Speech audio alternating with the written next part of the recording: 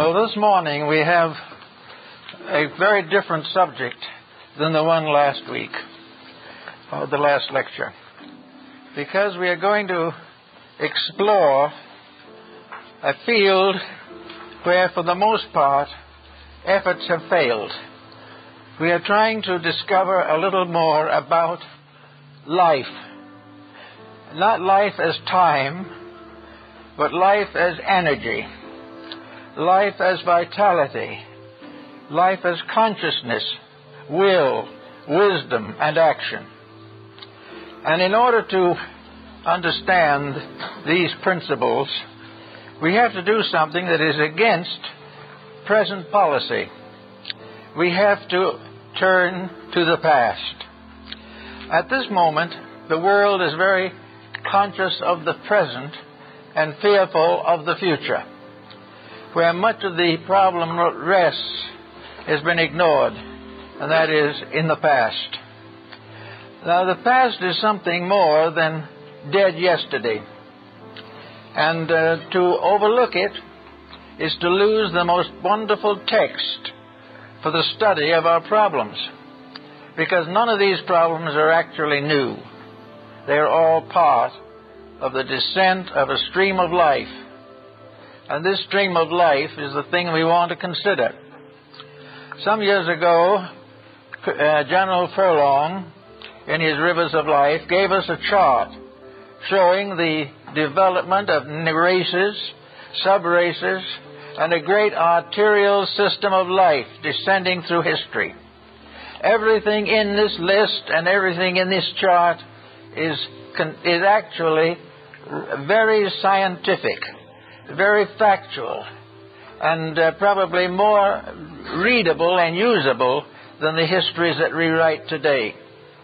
We are therefore interested in trying to understand something of the principle of life as we accept it, as we know it, as we live it, and as we pass out with no understanding of what it is, or very little understanding. Now, at the present time, there are two attitudes towards this subject. The first is materialistic and scientific. Now, the study of science in relationship to the vital, moral, and ethical development of races has been generally neglected. The modern scientist is interested in what he calls facts. And facts are to him the actual occurrences of today, the actual checking that he can make of things on the physical level. He does not really try to figure out why these things happen, but he is interested in how they happen. He does not know or recognize any particular reason for these happenings, except they occur as the effects of causes that are set in motion in our daily existence. The true and complete materialist does not believe we existed at any time except now. He does not believe in any of the theological doctrines of immortality. He does not recognize a religious principle behind physical phenomena. He is concerned typically with what he calls facts, and all of his facts are more or less physical. When the facts are not physical, he is very suspicious of them and would prefer to reject them entirely. Therefore, the scientist makes physical phenomena the fact of existence. Everything exists because of certain phenomena, and life itself is one of these tremendous energy factors with which he is concerned.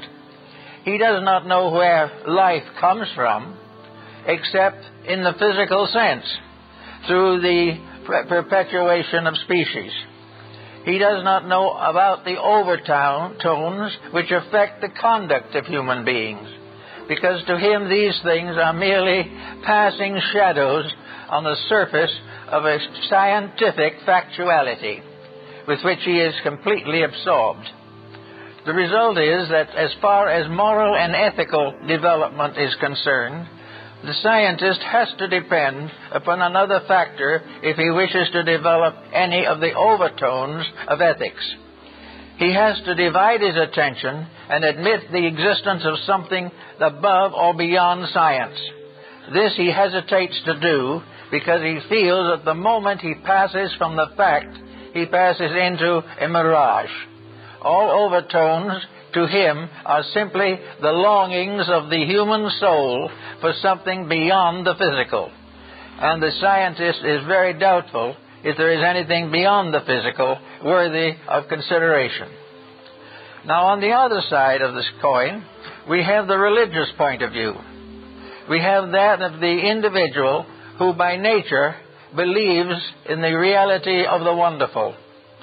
He believes that there are principles at work constantly, that life is not simply a drifting along through a mass of physical phenomena.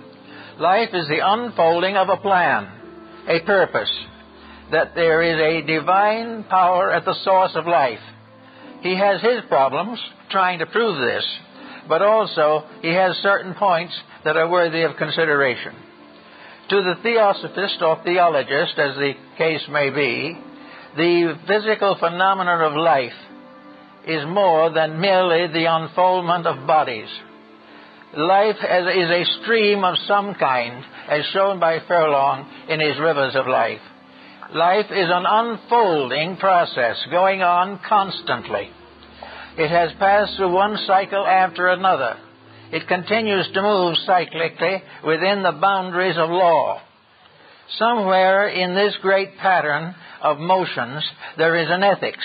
There is a tremendous purpose. There is a valid reason. The theologist is not always sure what that reason is, but he believes in a divine power at the root of life, and that this divine power is the source of good, and that this divine power must be cultivated within his own life, and the principles of it applied to society. Therefore, he has his point of view, but as far as the scientist is concerned, his point of view is scarcely adequate. The scientist says, the theologian, in order to have the point of view that gives him hope and idealism, must ignore a vast order of physical phenomena. The theologian, on the other hand, says that to get down to the level of physical science, the scientist must ignore a mass of superphysical phenomena, which he cannot deny, which he cannot disprove, but he finds difficulty in accepting within the boundaries of science. Therefore, we have the scientist as a person actually moving in a physical environment. When he thinks of history, he thinks of physical history. When he thinks of the future, he thinks of a future of scientific historicity. He believes in the unfolding of forms, of the constant enlargement of human empire. He believes constantly that the human being is the master of all things in the material world, that the human being is the lord of all he surveys, that he is constantly being challenged, but that growth, progress, and unfoldment are the result of the pressures of human occupation and exercise, that the physical world is being built by material means, and that these material means are largely under the general supervision of the scientific concept. The perfectly scientific person, therefore, would be a perfectly lawful person, but he would live within a very narrow rule, a rule of materiality alone, because there's no place in his system for the immortality of the soul or the presence of a divine trinity at the basis or in the foundation of the material quaternary. Now, with these 2 points of view, we need history. We need to take something that is now being generally ignored. In fact, we are almost invited to ignore it. We must not think of the past. The moment we think of past, we become involved in morality. The moment we begin to examine the structure of human history, we come into the presence of a tremendous ethical structure, a structure of moralities, a structure of laws, a structure of principles. Most of these have been set forth in the great religious histories and philosophies of mankind. Now, if we accept the reality of tradition, if we accept the fact that history is a valid instrument of knowledge, and it was one of the valid instruments of Lord Bacon in his Novum Organum, or the new instrument of knowing, we then have to realize that in history we have to study the concatenations of events in a way that we do not do at the present time. In other words, the average person is not interested in the law of cause and effect. He doesn't know why it functions. He only knows that it interferes largely with what he wants to do. And as he goes along his way, that which comes in conflict with his ambitions and his purposes is considered to be unreasonable, or at least unpleasant. So that the person today tries to avoid the challenge of cause and effect. If he goes back into history, he will find 100 empires that fell from the same mistakes that he is making. Now, this should mean that history is a valid subject. History should be taught in schools, because it is the story of what happens when we do certain things. And we have proof that these happenings are inevitable and immutable. They are just as scientific as anything advanced by science. But because they deal with moral, ethical, or spiritual values, science prefers to ignore them as not provable. Yet they are provable. History is what proves them.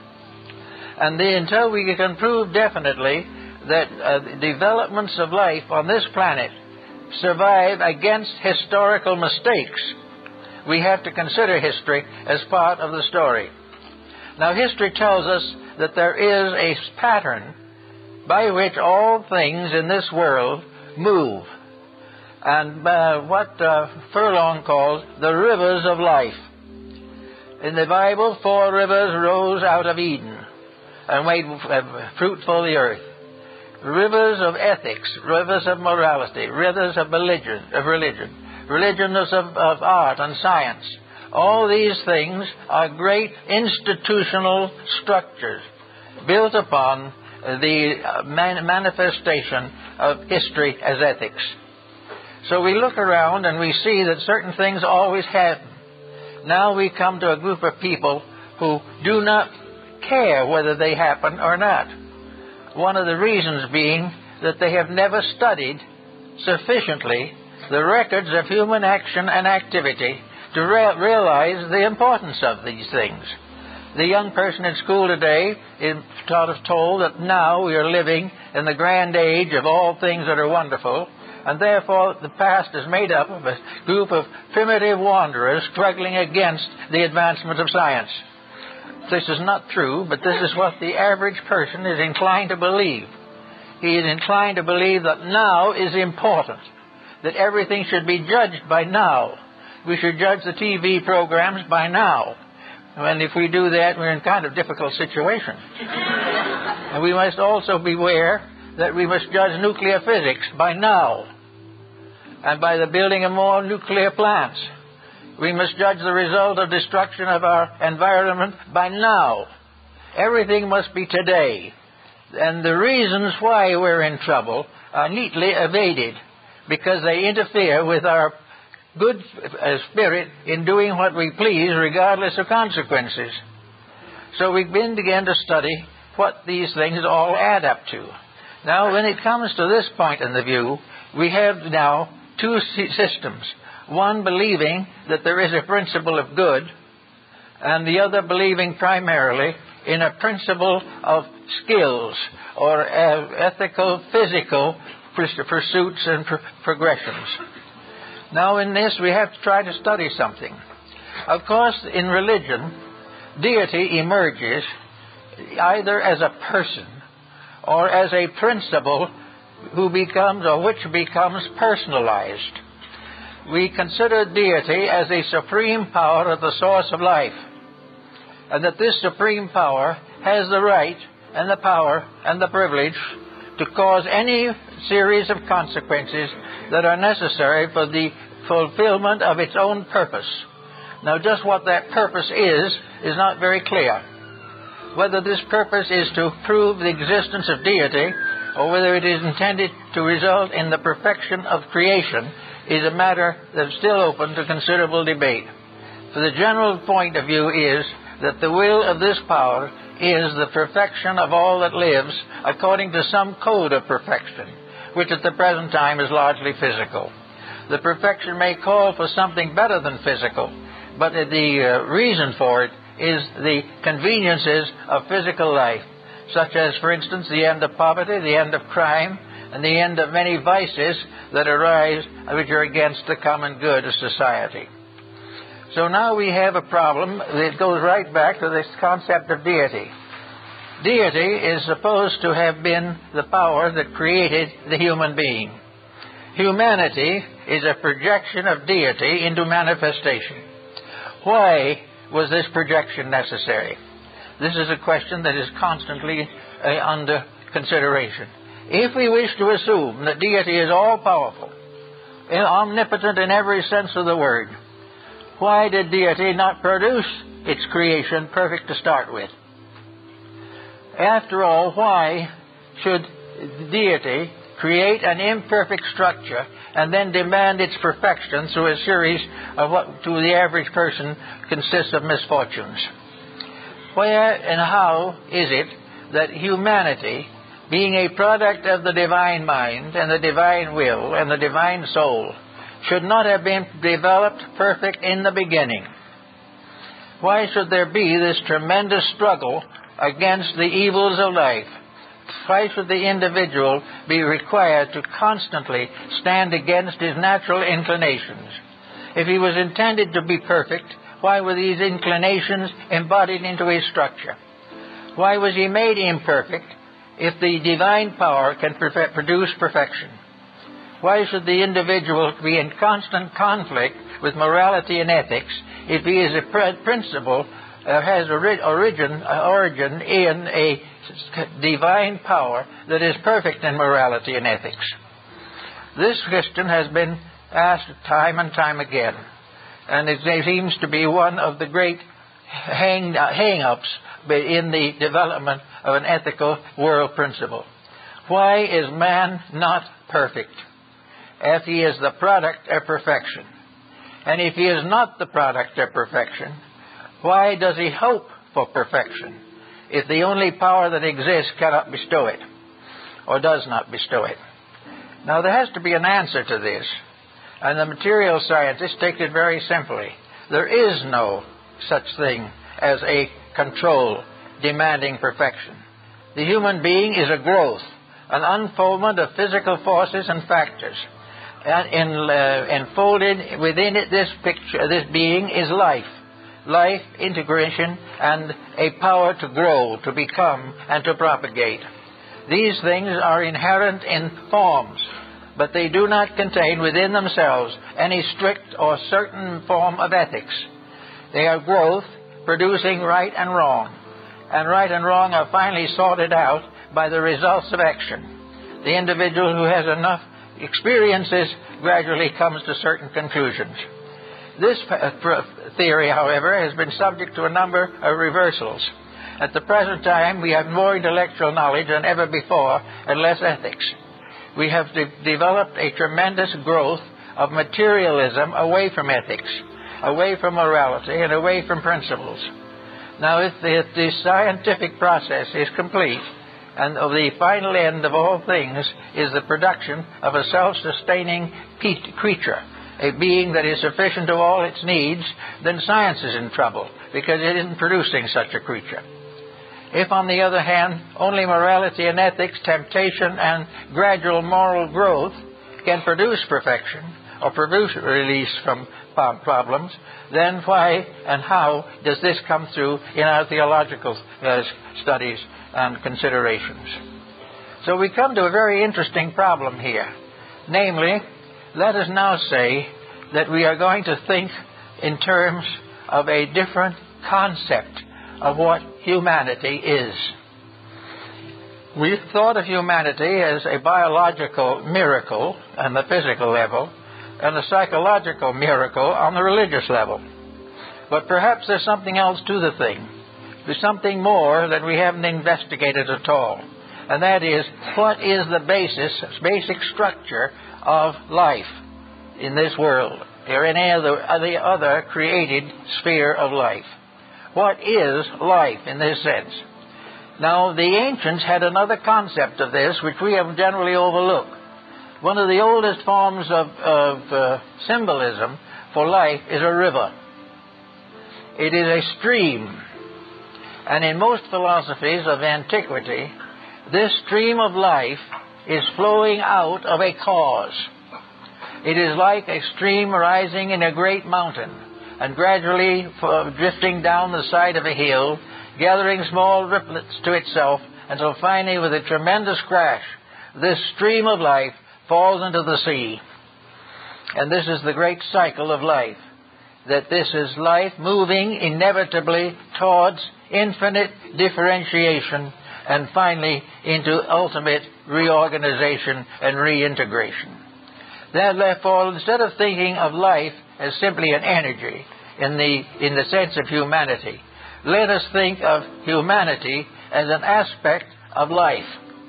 That life itself is a forever ensouling power. It is continually unfolding itself. And this great stream of life, which we call humanity, is one tremendous entity. An entity which is, according to some of the Hindu philosophies, composed of nearly 60 billion single entities. That what we call humanity is a vast energy, a vast concept and complex of motion, life, integration, and power. That what we call the human being is a member of this great society which we call humanity. Humanity is one structure, one being, one substance. And this humanity rises within the unfolding of universal phenomena. It arises not in materialism, but in the great process of nature and nature's labors, namely, be ye perfect, even as your Father in heaven is perfect. Therefore, we are thinking now not of humanity as a series of individuals alone, but humanity as the one being which we call the human being. We find this in the ancient religious systems of both Christianity and ancient Hebrew systems from which the Old Testament was derived. We find, therefore, that there in the Old Testament, that Adam Kadmon, is not a person. Adam Kadmon is humanity collective.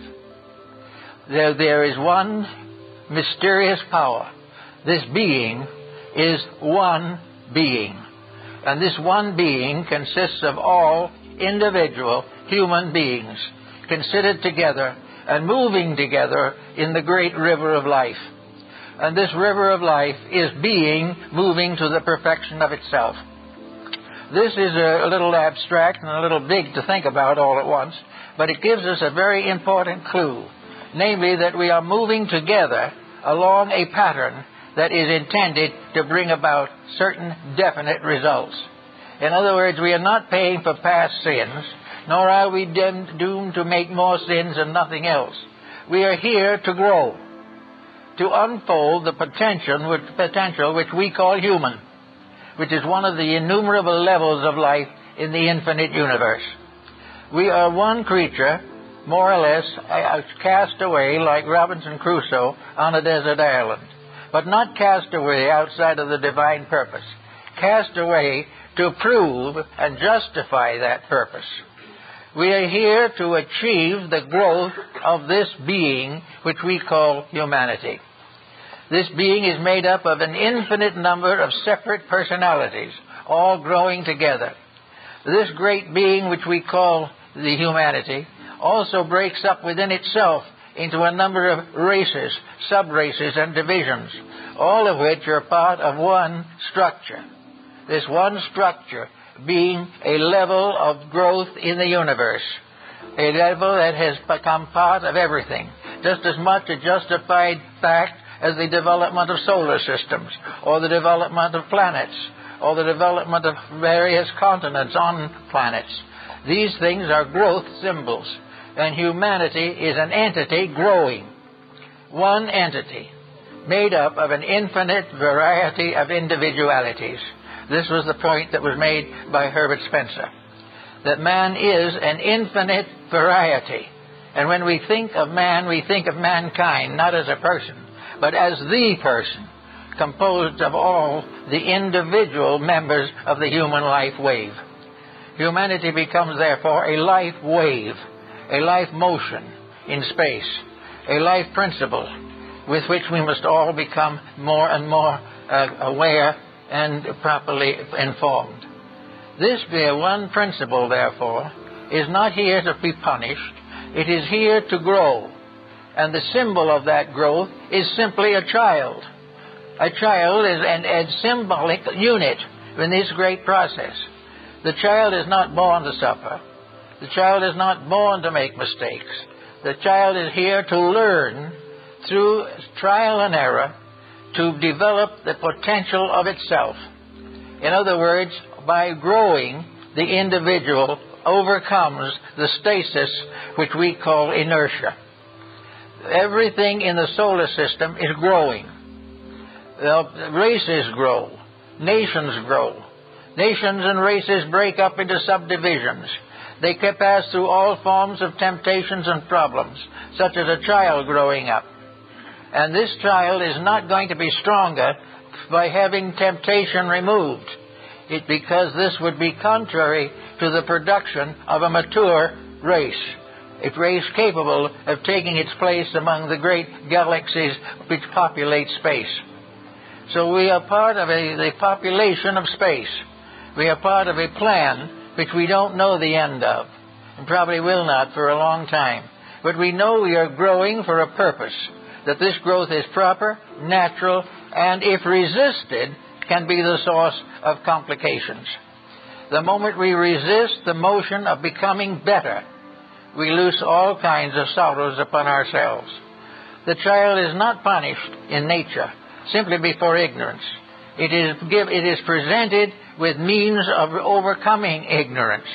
But if it refuses to accept this information, the child may pass through a series of very trying experiences, not because anyone hates it, or anyone wants to destroy it, or that God has forgotten it, but because growth is the great reason for existence, whether it is in space, in the family, or in the world. These things are part of a great unfolding order of life. And this unfolding order of life is the thing that is important. Now, when the scientist says we should forget all about history and forget all about the past, he deprives us of a great textbook of experiences and their consequences. There isn't a single problem that we face today, except possibly nuclear physics, and even that is questionable, that has not already been faced. We know very much what happens to nations that drift away. We know what happens when a society loses its ethics. We see the ruins of the past, and in every case, these ruins stand for the misuse of power. Generally speaking, every nation has gone down to disaster, like every individual, through selfishness, through lack of self-discipline, and for ambition to power or wealth. They've all gone down from that cause. So we very carefully avoid mentioning that cause, because it would interfere with the prosperity of the hour and might tempt us to improve ourselves. If this temptation became strong enough, we might become a comparatively intelligent race. And that, in turn, would be a great distress to those who want to exploit us. But these things are not God punishing us.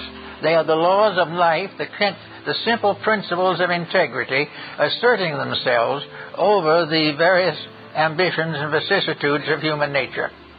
Therefore, we live in a reasonable world. We live in a world in which all things are growing.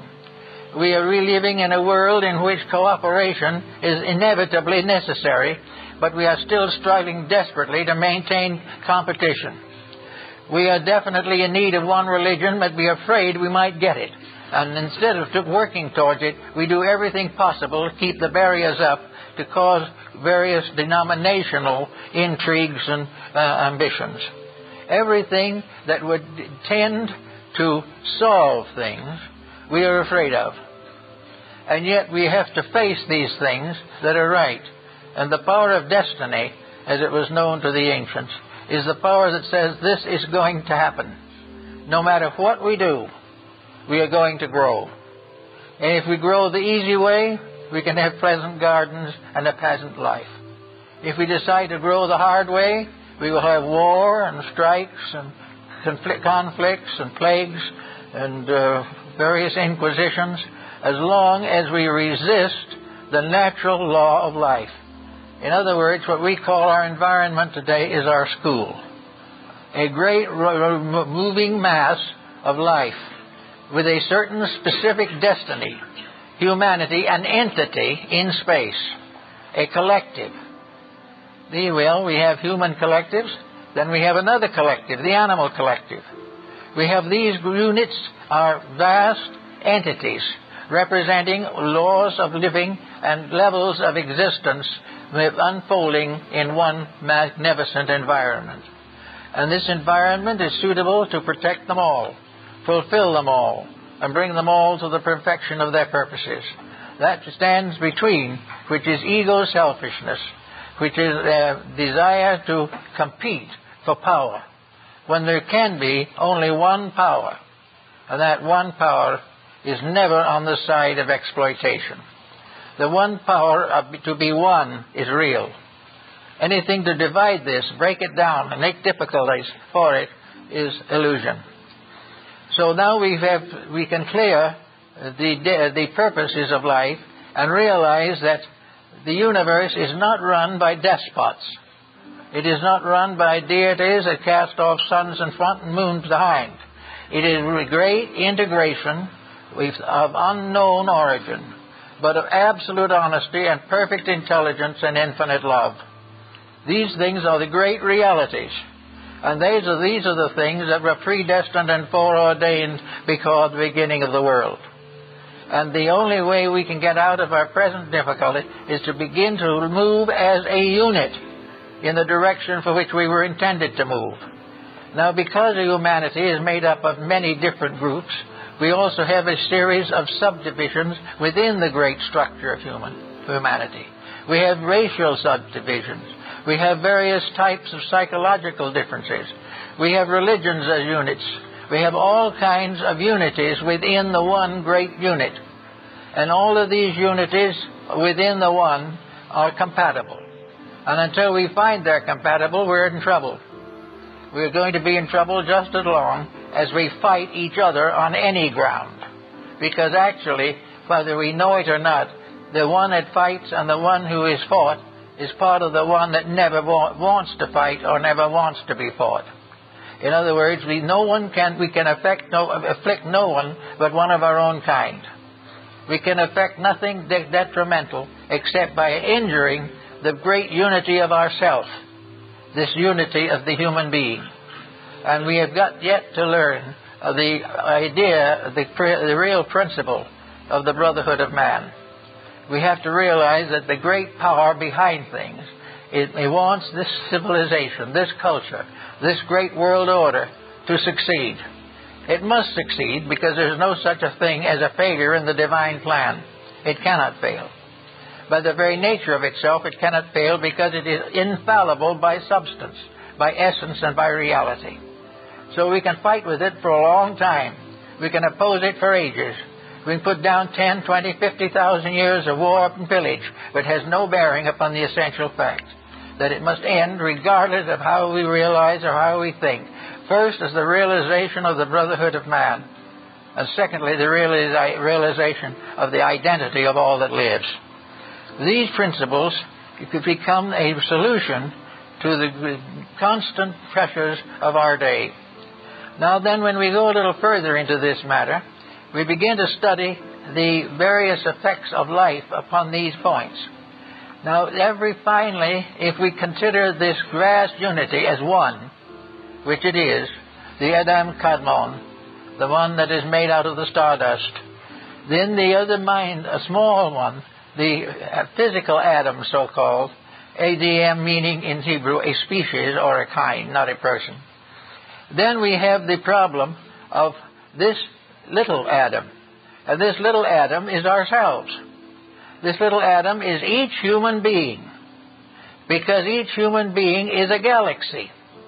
Within our skins and in the various structures of our body are as many worlds, planets, and mysteries as anywhere in space. We have an inner space that is filled with life, just as the space in which we live. This space lives in us as we live in it. This space, which is ourselves, consequently represents a pattern that we must all follow. In order to fulfill the purpose of our personal lives, we must make sure that this space is maintained properly. We must be certain that we do not betray or falsify this space content in ourselves. We must become good and faithful overseers of this mystery of the body. And in the story of the biblical history, we find that the ego, or the self, becomes, in a sense, the custodian of the body and the custodian of the laws of living. So we can go as we wish in this traveling. We can become good and faithful servants, keeping the laws of health to the best of our ability. We can keep the laws of mental and emotional health to prevent psychotic conditions arising within our nature. But where we lack discipline, or where we permit details to take over, where we permit a grudge to become a dominant in our lives, we begin to reap the sorrows that the nations have when they have grudges and wars.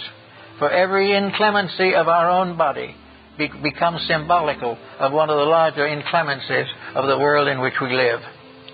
So we have a very interesting problem here to think about, namely that we are a unit of life moving through infinite space. We are a unit of life composed of a vast mass of units. Now, notice something that's very interesting about this. We assume that the real purpose behind this all is growth or unfoldment. Now, considering the human life wave as a unit, we then consider how many entities are in this life wave. How many souls or beings are coming in and going out to constantly keep alive the great forward motion of the entire. And the various questions have been asked on this, and perhaps we can use the Hindu answer as well as any other, because at least it gives an idea of magnitude. Their theory is that the human life wave consists of approximately 60 billion entities. That is the life wave to which we belong. Now, obviously, these entities are in a constant process of coming in and going out. They are here all the time, only a fraction. The same might be true of the problem of the unity of humanity as we know it. There are human beings born every moment. There are human beings passing out of life every moment. But humanity moves forward steadily, gradually increasing in number. The population of the planet on which we live, the human population, 2,000 years ago, was less than 200 million for the whole planet. After that time, it began to increase. Now, does this increase represent more entities? No.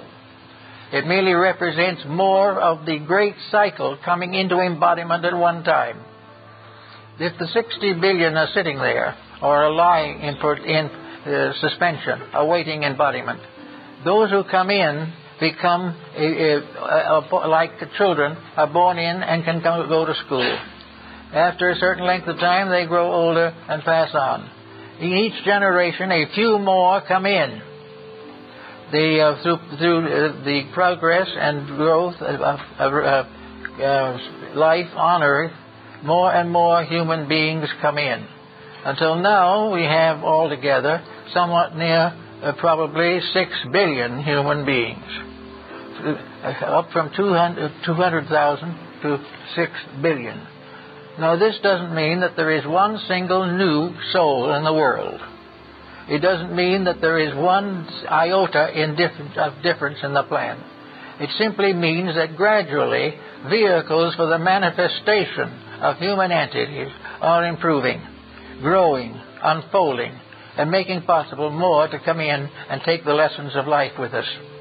Little by little, we have built it up, and we'll probably build it up more and more.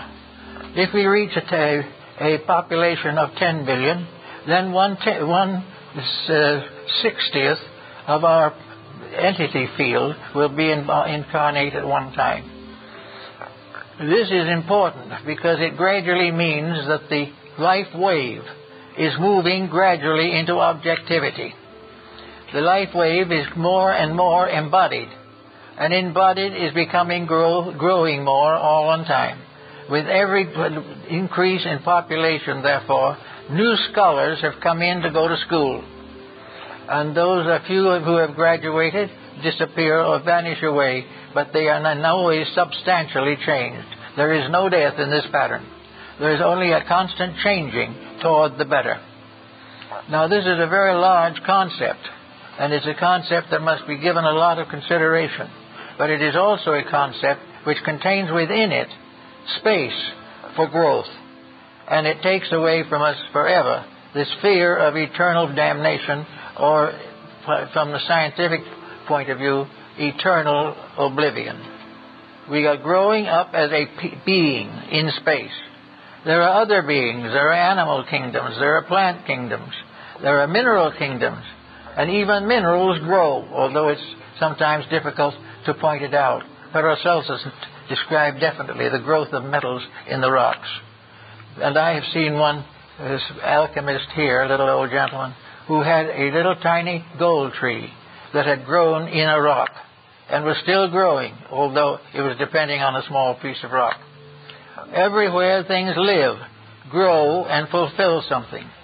Every form of life is part of something coming forth to go to school, to go to learn the lessons of immortality, to become perfect as their Father in heaven is perfect. And this whole pattern has in it not one single moment of evil. It has not one moment of selfishness in the pattern. These things are the result of the individual not gaining a proper insight into the problems of the life to which he belongs. So we can say definitely, for a moment at least, that what we call life is a motion of a great wave of entities into manifestation.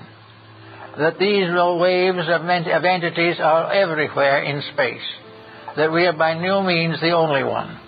That within our own little planet there are several of these great waves moving at one time, all compatible and all misunderstood, all fought against by the very persons who should be fighting for them. Now, in this particular time which we're worrying about, we know that the resistance to growth has become greater and greater, and the errors of mortal mind have become more and more difficult. We are rebelling against life, whether we realize it or not. Anything that does not dignify life is against it. Anything that does not help it to grow injures it. Now, all of these things that are good and bad are not tremendous. It is not a great crime or a great sin for any individual to want to be happy. We all want to be happy. But we haven't found out yet that happiness lies in the keeping of the rules rather than the desperate effort to escape them. We have a feeling that if we can get rid of all law and order, we'll be happy. This isn't true. The more we get rid of law and order, the more of lawlessness and disorder we have. So each individual becoming a student, or as this the old Rosicrucian formula, an abecedarian in the College of the Holy Spirit. That is exactly what we are. The College of the Holy Spirit is the complete environment in which we exist.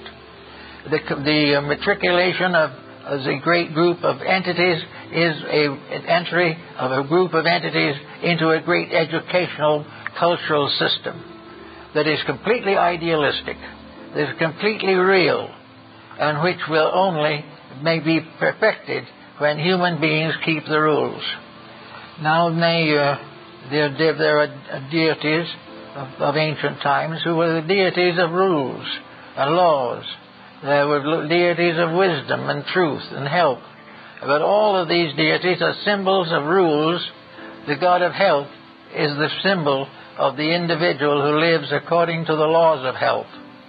Everything that goes as it should does so because of its order and because of its reality and because of its integrity. These things we have to face, and we like to think of ourselves as perhaps a vast ship upon a sea of infinity. And on this ship, like Noah's Ark, are all the living creatures of the world, all on the great journey from here to there, which in reality is from ignorance to wisdom.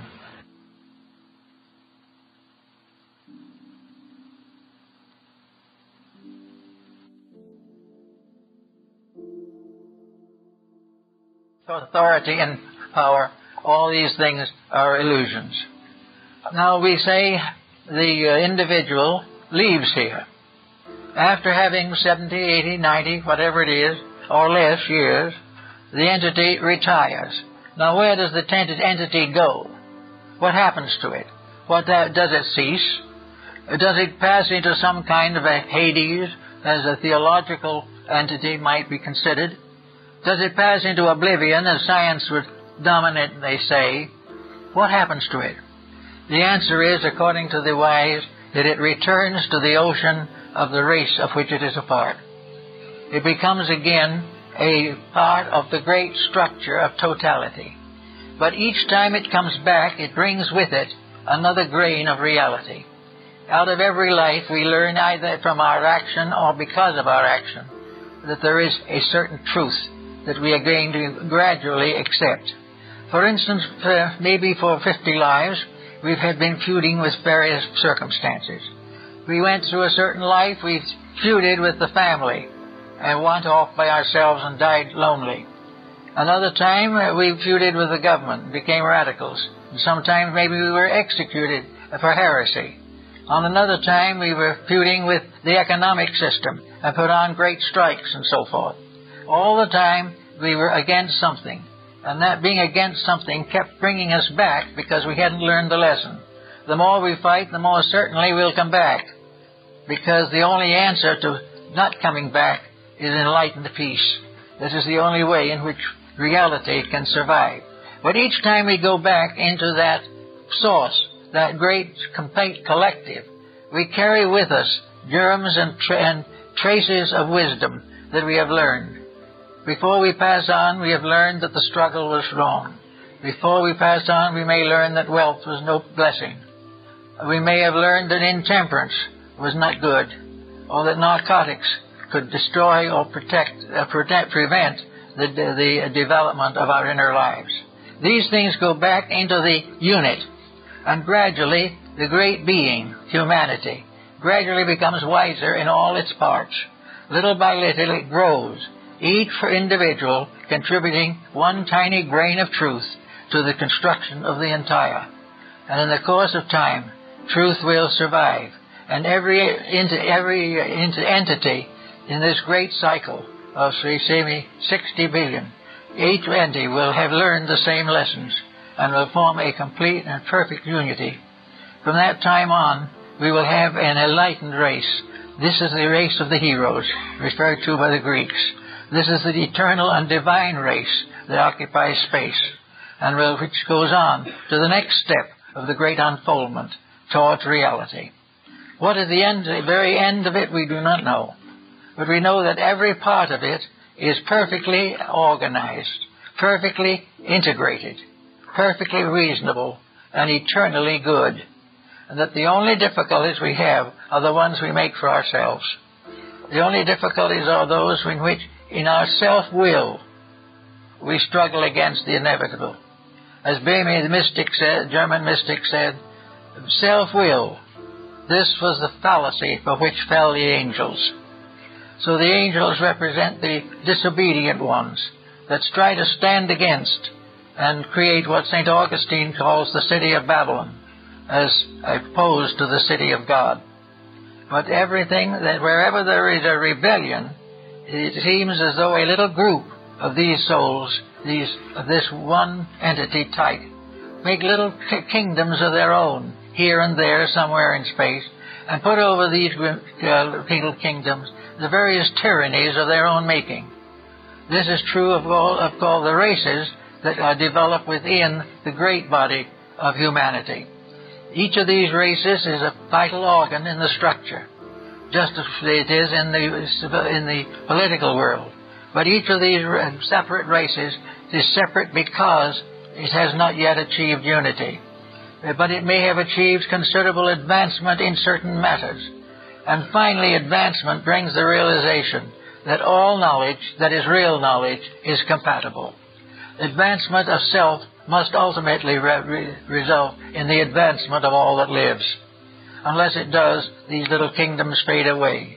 The little tyrants come up in the world. The little tyrants come up in the family.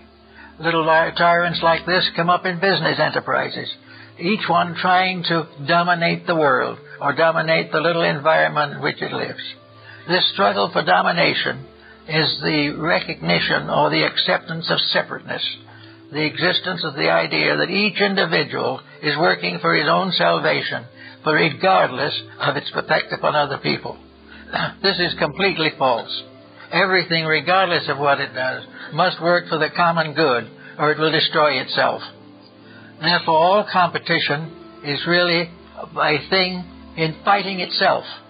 Competition is humanity opposed to humanity, whereas cooperation is the recognition of the unity of that which is actually indissoluble.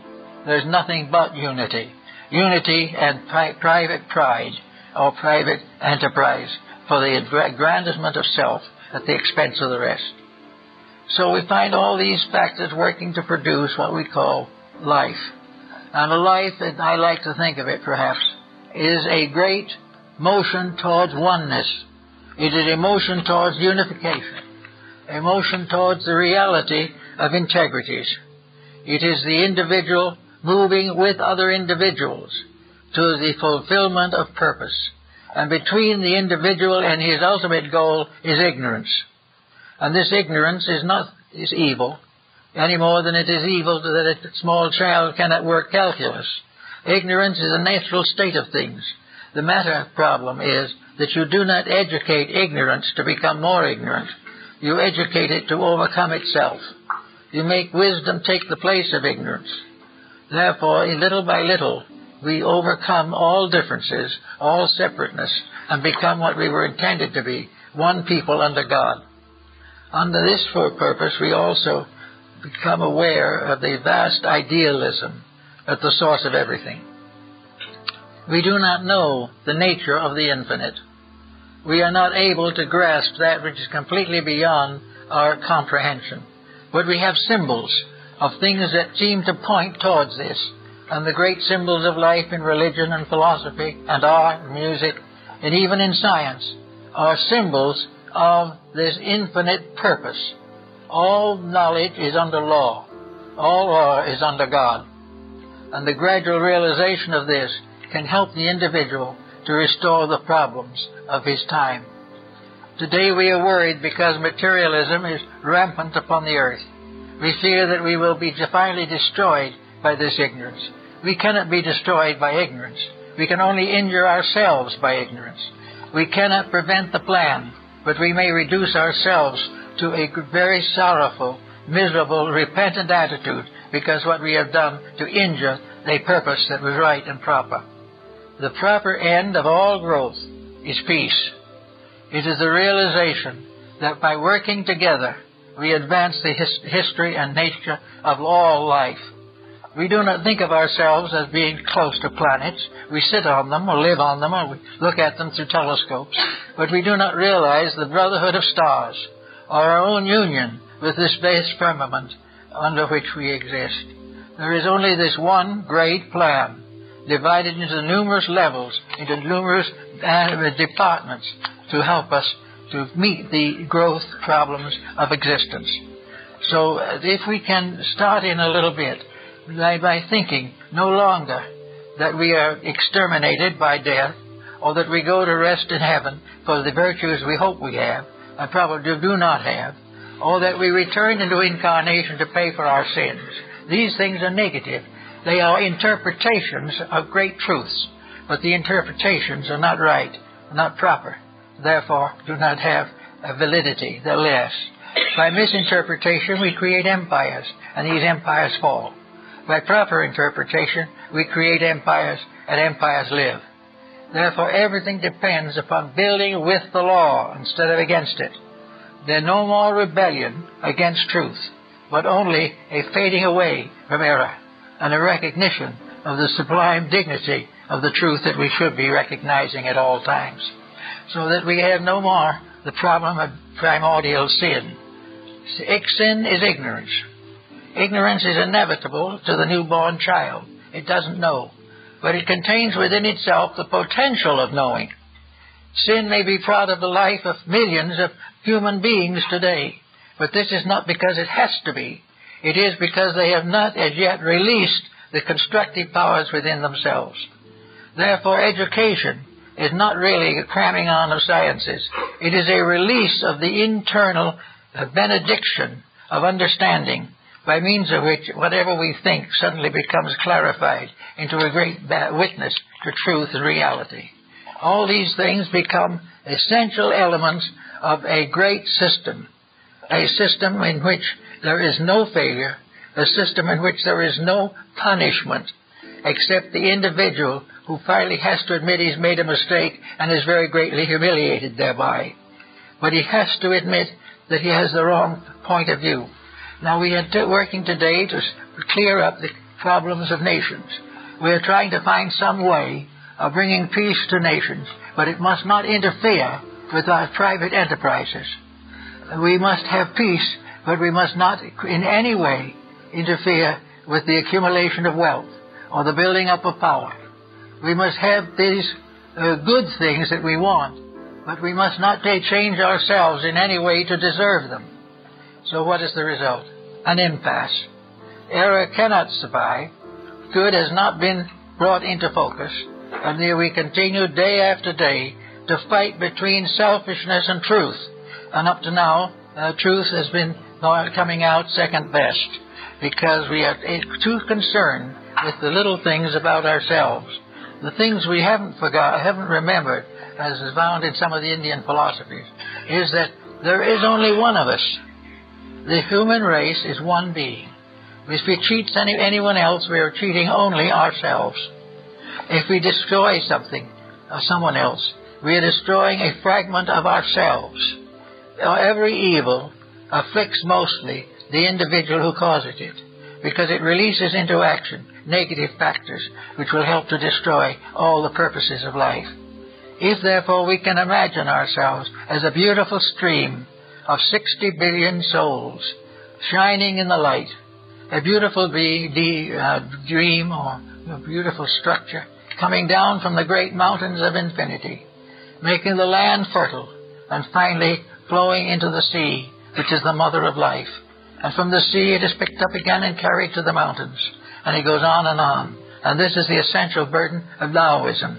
For in Taoism, life is like water, and it is under the control of the power of the sun.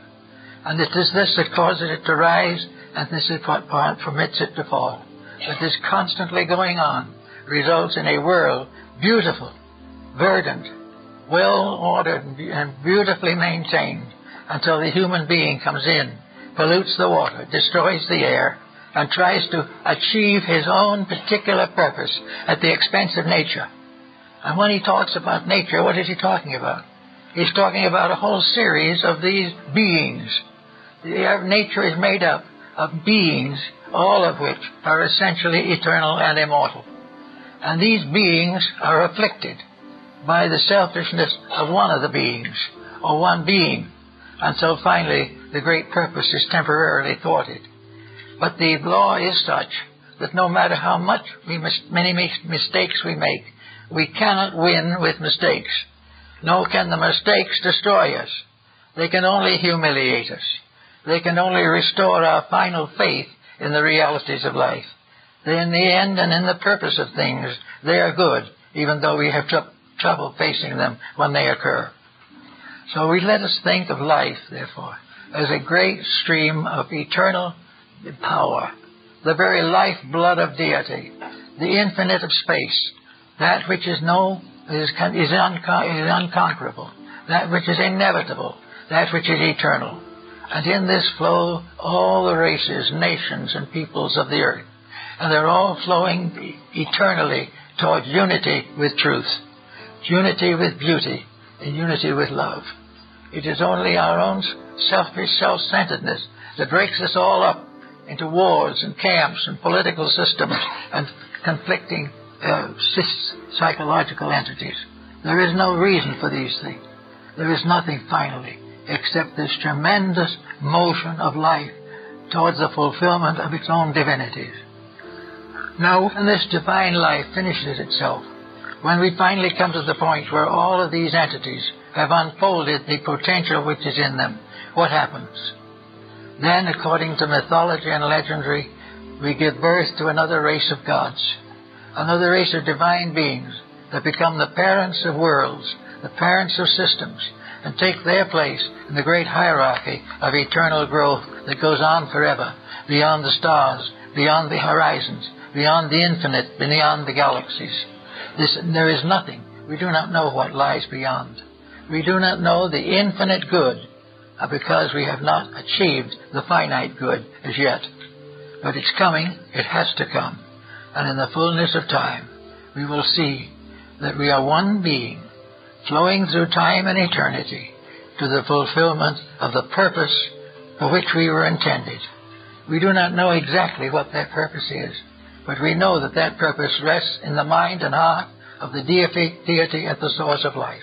The principle at the source of life ordains that we shall achieve and shall become co-workers with the angels and the archangels in the forming and shaping of destinies for worlds as yet unformed. It is a great system of eternal growth, and we should be very glad because there is no place in it for the infirmities of failure. They are all instances in a great success, and we must view only the great success and let that be the will of the power that we seek to serve. Well, I guess that's for the moment. Now, I'd like to make an announcement at this time. Probably many of you are aware that William Eisen, a very good friend of ours here, and many of you, a friend of the society, and one of our speakers, passed away on Sunday, October 8th. Mr. Eisen was scheduled to speak here on Saturday, November 11th, on the Kabbalah. Before this lecture, that morning will be given by Isabel Kliegman, they will have a short memorial service, and we plan also to remember Mr. Eisen, who was really a very fine person, a good student, and a person dedicated to the integrities and ideals for which we are so concerned. We know you will all join with us in a brief moment of prayer or meditation to bless this soul on its journey. Let us unite for a moment.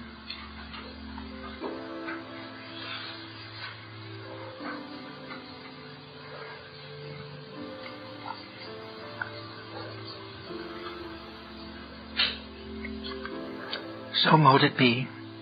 Another soul goes forward to new experiences in the great stream of eternal life.